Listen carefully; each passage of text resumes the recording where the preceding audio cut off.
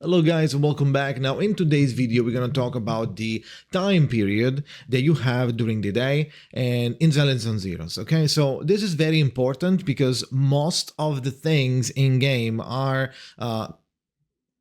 filtered through the time zones that you have in the day. So you have like this mission in the morning, then you need to meet with Ambi in like the evening, and then like the next day maybe you need to do the dailies, but some stores are closed at midnight, right? So you need to keep in mind constantly which time of the day you are in, and there are ways for you to progress either by one period or on a third of a period. Okay, so now why is this important? First of all, like I said, if you need to do the daily, or if you want to go to a certain shop, you need to be sure that they are open, right? So most of the places on the street, on the city, are not going to be open at midnight, obviously, right? So you need to keep that in mind. Or there's something more important, which is companion missions. For example, you need to meet up with Anby, or need to meet up with Billy or Nicole or whoever, right?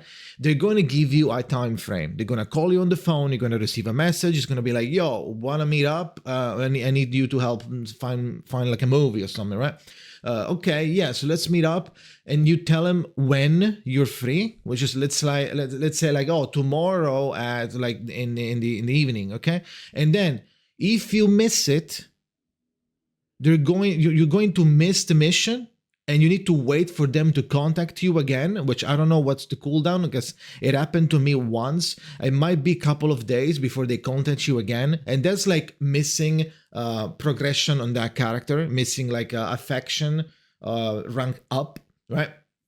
So those and other missions are important for you to not miss, and that's why you need to learn what are the time periods, how long it takes. Okay, so first of all, let's talk about how to progress and to manage the time slots. Okay, so the actions that progress the time by one period. So let's say if you do it in the morning, it's going to be afternoon after you finished, are the story missions or whatever you do inside the PC, the main PC. When you go and do the TV, you go and do like commissions or like hard mode of some hard things, hard missions, right? The story, those.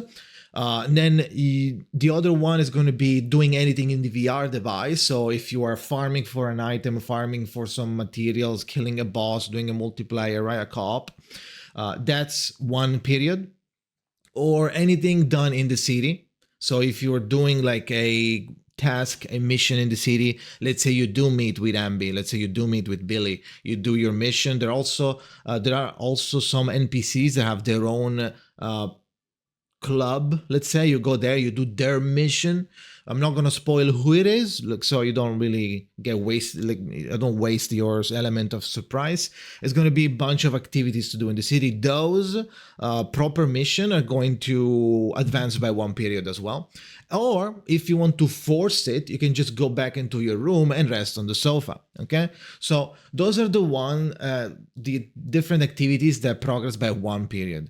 Now for time progressing in general, there are some little ones that you can do, which is like 1/3 of a period. And those activities are the arcade, getting the coffee and getting the noodle, right? So during your daily progression, right, most of the time you will find yourself getting the coffee, almost all the time, if not all the time, and getting the noodle shop, getting like the noodle buff, because that's a food buff. And then you get the coffee, which increases your stamina by 60. It gives you 60 stamina basically for free every day. And then if you want to do or have to do something on the arcade, for example, there are some events that are going to involve the arcade, for example. In those cases, every time you go do the arcade, it's going to progress 1/3 of a period. So if you do it 3 times, if you do arcade, coffee, and noodle, you're going to progress from the morning to the afternoon. Okay, so keep that in mind. Let's go there again. Let's do like a little wrapping up.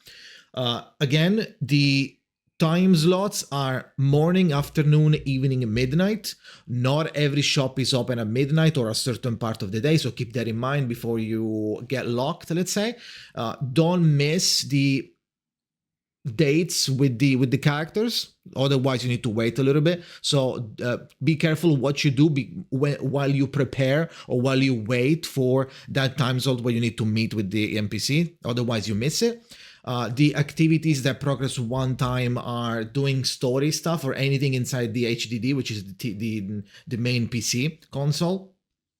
Doing anything in the VR device, so farming a material or killing a monster or killing a boss, whatever, anything in the VR. Doing tasks in the city, like a secondary quest that you might find in the city, and resting on the sofa. Okay, so those are the main one, and the 1/3 of a period already said it. So yeah, that is it.